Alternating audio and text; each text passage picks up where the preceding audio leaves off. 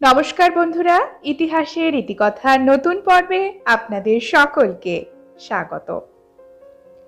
বন্ধুরা, আমাদের বাংলার 12 মাসের 13 পার্বণ এবং রয়েছে 12 মাসে 13 ষষ্ঠী। মা ষষ্ঠী প্রত্যেক মাসে মাসে আমাদের বাংলার ঘরে ঘরে পূজিত হন।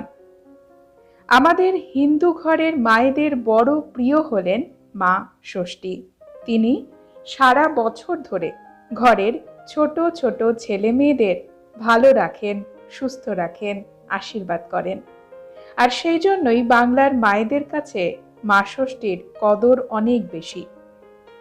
একটি শিশু জন্মানোর পরে তার জন্মের 6 নম্বর দিনে মা ষষ্ঠীর বিশেষ পুজোর আয়োজন হয় হিন্দু গৃহস্থ বাড়িতে।